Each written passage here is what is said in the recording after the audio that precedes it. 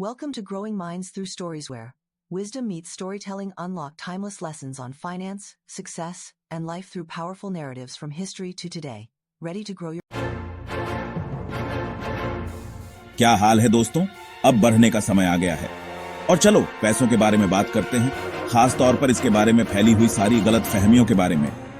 क्या आपने कभी माना है कि निवेश शुरू करने के लिए आपको अमीर होने की जरूरत है, या कि क्रेडिट कार्ड्स का समझदारी से इस्तेमाल आपको अमीर बना देगा? सच कहूं तो हम में से बहुतों के लिए यही गलत फहमियां हमें असली आर्थिक सफलता पाने से रोक रही हैं। तो आज हम गहराई में जा रहे हैं और उन सबसे बड़ी आर्थिक गलत फहमियों को तोड़ रहे हैं जो शायद आपको असली आर्थिक आजादी पाने से रोक रही हैं। ठीक है, चलो इस गलतफहमी का सामना करते हैं। आपको दौलत बनाने के लिए 6 फिगर सैलरी की बिल्कुल जरूरत नहीं है। मैंने इसे बार बार देखा है।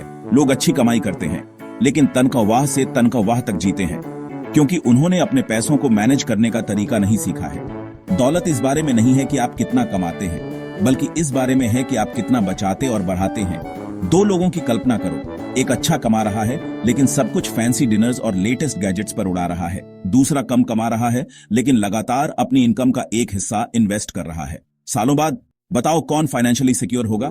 स्पॉइलर अलर्ट, वो होगा जिसने अपनी इनकम चाहे जो भी हो, सेविंग और इन्वेस्टिंग को प्राथमिकता दी। सच कहूं तो क्रेडिट कार्ड का खेल आपको कर्ज में रखने के लिए बनाया गया है।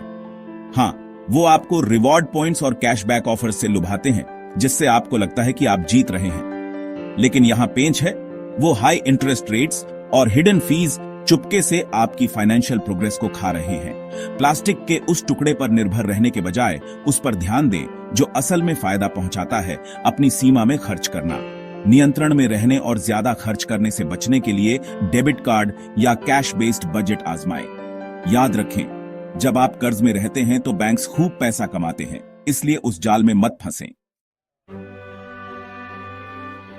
वो दिन गए जब इन्वेस्टिंग सिर्फ वॉल स्ट्रीट के बड़े लोगों के लिए था।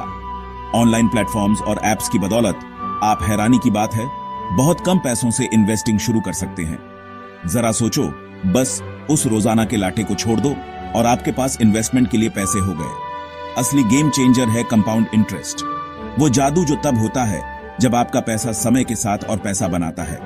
जितनी जल्दी आप शुरू करेंगे, छोटी रकम से भी आपके पैसे को तेजी से बढ़ने के लिए उतना ही ज्यादा समय मिलेगा। यह पेड़ लगाने जैसा है। सबसे अच्छा समय कल था, दूसरा सबसे अच्छा समय अब है।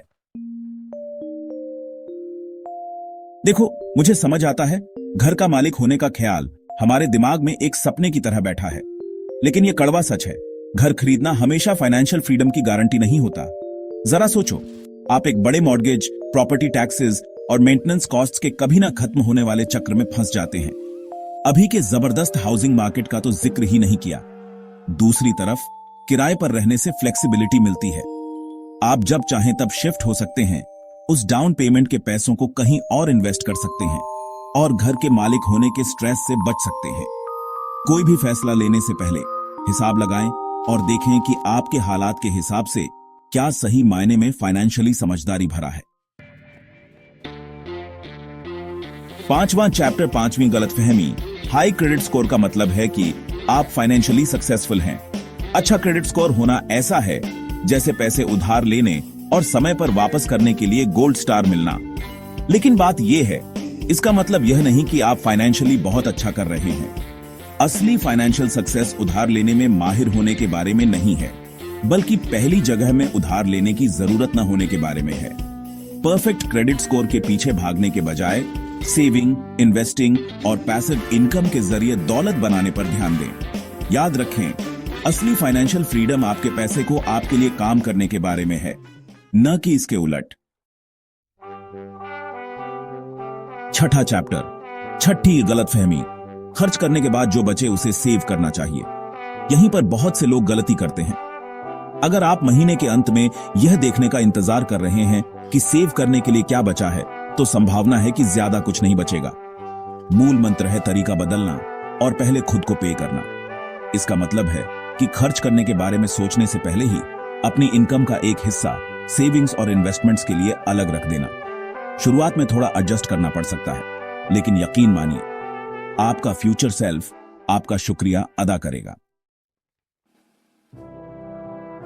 7वां चैप्टर, 7वीं गलतफहमी, आप जल्दी अमीर हो सकते हैं। सच कहूं तो इंस्टाग्राम इन्फ्लुएंसर्स और रातों रात सनसनी फैलाने वालों के जमाने में गेट रिच क्विक स्कीम्स के झांसे में आना आसान है, लेकिन सच्चाई यह है कि दौलत रातों रात नहीं बनती। आसान पैसों के वो आकर्षक वादे, वो आमतौर पर सच होने के लिए बहुत अच्छे होते हैं और अक्सर फाइनेंशियल डिजास्टर का कारण बनते हैं। असली दौलत बनाने में समय, अनुशासन और लगातार स्मार्ट फाइनेंशियल डिसीजंस लेना शामिल है। लॉन्ग गेम पर ध्यान दें, खुद में इन्वेस्ट करें और दिखावे में न आएं। देखो, फाइनेंशियल मिथ्स बहुत चालाक होते हैं। ये हमें अपनी असली क्षमता हासिल करने से रोकते हैं।